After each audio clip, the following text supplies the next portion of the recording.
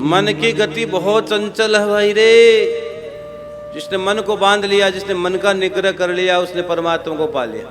मन को बांधो, मन को ढीला मत छोड़ो। हाँ, मन को बांधो, मन को मारो। एक राजा था, उसके पास एक बकरा था। क्या था बोलो ना। राजा के पास एक बकरा था और राजा ने ऐलान करवा दिया, अगर कोई इस बकरे को भर पेट भोजन करवा देगा तो मैं अपना आधा राज्य दे दूंगा। कोई व्यक्ति इस बकरे को अगर भर पेट भोजन करवा देगा तो अपना आधा राज्य दे दूंगा। तो लोग लेके जाते भैया बकरे को, आधा राज्य कौन नहीं पाना चाहते। आधा बकरे को तो भोजन करवाना कौन सी बड़ी बात है, भरपेट भोजन करवा देंगे। जो कोई बकरे को भरपेट भोजन करवा देगा, मैं शाम को डालूं कुछ नहीं खाए तो उसका आधा राज्य। तो सुबह से शाम तक लोग लेके जाते और जैसे राजा बढ़िया सी घास डालता बकरा खाने लगता। शाम को बकरा फिर खाने, सुबह से शाम तक खूब खिलाते बकरे को, लेकिन वो खा लेता शाम को फिर भी। अब भाई कोई एक जैसा पक्का प्रेमी था कोई, वो बकरे को लेकर गया कि आज बकरे को मेरे को दो राजा जी, इसको भरपेट में भोजन करवा के लाऊंगा। बकरे को जैसे ही घास डाली और डंडा लेके बैठ गया, एक मारी डंडे की, फिर घास डाली, फिर डंडे के मारी, फिर घास डाली, फिर डंडे के मारी, फिर घास डाली, फिर डंडे के मारी, फिर घास डाली, फिर डंडे के मारी। अंत में बकरे के सामने घास तो अच्छी डाली, लेकिन बकरे ने सोचा डंडे के बड़े क्यों खाए यार, चल डंडे। सुबह से शाम हो गई, बकरा एकदम भूखा, पेट एकदम यूं मारवाड़ी का पेट का लपास लागी, यहाँ पेट एकदम जॉइंट माइनो यूं पकड़ लो चाहे पेट।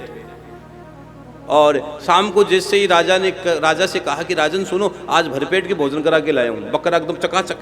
राजन का लगता तो नहीं यार एकदम आज तो इसका मामला ही डाउन है, एनर्जी डाउन है इसकी, कि डालो घास डालो।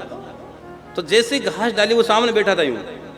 अब बकरे की इच्छा तो थी खाने की, लेकिन उसने सोचा कि यार खाऊंगा तो मार पड़ेगी, डंडा पड़ेगा। तो भैया इस मन को मारो, बांधो। जिसने मन को बांध लिया वो परमात्मा तक पहुंच गया। हाँ, मन को बांधो, कंट्रोल करो इसको। जितना दबाओगे, कंट्रोल करोगे, उसको खुला मत छोड़ो, उसको खुला मत छोड़ो। तो आइए अब मैं 12 ज्योतिर्लिंग की यात्रा करवा देता हूं। सारी समझ में आ गई होगी मेरी बात। अब घर में, बेटे में, पोते में, दुकान में, कई लोग तो बड़े दुकान के बड़े पक्के होते हैं। कई लोग दुकान के इतने पक्के होते हैं, महाराज जी 9 बजे जाना तो 9 बजे, अरे 9 बज के 1 मिनट हो जाए तो घर में रोटी छोड़ के चले जाते हैं। अरे यार क्या हो गया, 1 मिनट लेट, अरे अरे काय मिनट यार। हाँ, कई लोग होते हैं दुकान के बड़े होते हैं।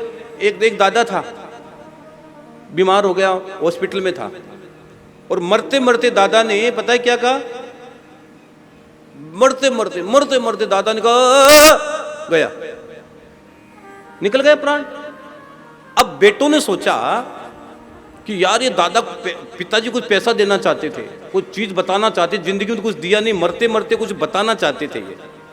डॉक्टर से कहा, डॉक्टरों एक काम करो, मेरे पिता को 5 मिनट दिला दो बस, एक जितना लाख रुपए लगे, 5 लाख लगे, 10 लाख कुछ तो। और मरते ही आदमी प्राण निकलते नहीं, कुछ समय प्राण में होता है, वो खेला होता है, एक तुरंत स्पॉट से प्राण नहीं जाता है, कुछ तो धड़कता डंग।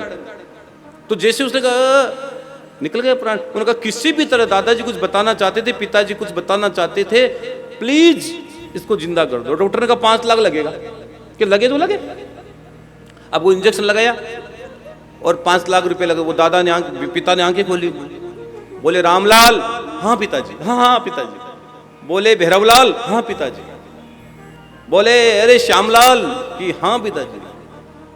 उन्होंने कहा तुम तीनों यहाँ हो नालायक को, दुकान पर कौन है, यहां क्या कर रहे हो तीनों, इतने मर गए डोकरा। तो कई लोग मरते मरते भी सब कुछ मामला, फिर भी उसकी याद दुकान की घर की बनी रह जाती है। तो इसलिए मेरे बहन भाई, मन की यात्रा करो, मन की यात्रा।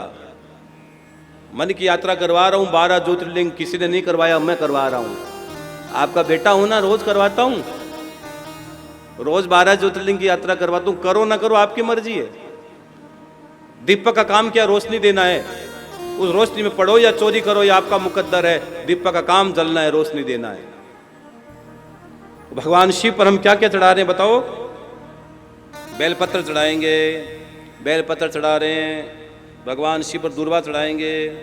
ओ हो, आज कितना छोटा सा बेलपत्र है, जब प्यारा सा बेलपत्र है। बेलपत्र चढ़ाएंगे, पुष्प चढ़ाएंगे, धतूरे का फल चढ़ाएंगे, और ये रुद्राक्ष चढ़ाएंगे। ये वो रुद्राक्ष है जो आपके घरों में प्रसाद के रूप में आते हैं। आपके घर में जो मैं यहाँ से चढ़ाता हूँ वही प्रसाद आता है। जो पोथी बिठा रहे हैं, जो अनुष्ठान करवा रहे हैं महामृत्युंजय का जाप, उनके घर पर प्रसाद आता है रुद्राक्ष का। श्याम बाबा की विभूति आती है, ये सब उनके घर पे आता है। बाबा का इत्र आता है श्याम बाबा को, उसको तिजोरी में रखना है। और कोडी आएगी एक, उसको कोई विशेष इमरजेंसी काम हो तो लगा लेना। और एक आएगी समीपत्र, उसको अपने पूजा घर में रखना बस। सौराष्ट्रे सोमनाथं च श्रीशैले मल्लिकार्जुनम् उज्जयिन्यां महाकालम् ओंकारम् अमलेश्वरम् परल्यां वेदनाथं च डाकिन्यां भीमशङ्करम् सेतुबन्धे तु रामेशम् नागेशं दारुकावने वारणस्यां तु विश्वेशं त्र्यम्बकं गौतमी तटे हिमालये तु केदारं ग्रीष्मेशं च शिवालये एतानि ज्योतिर्लिङ्गानि सायं प्रातः पठे नरः सप्तजन्म कृतं पापं स्मरेण विनश्यति।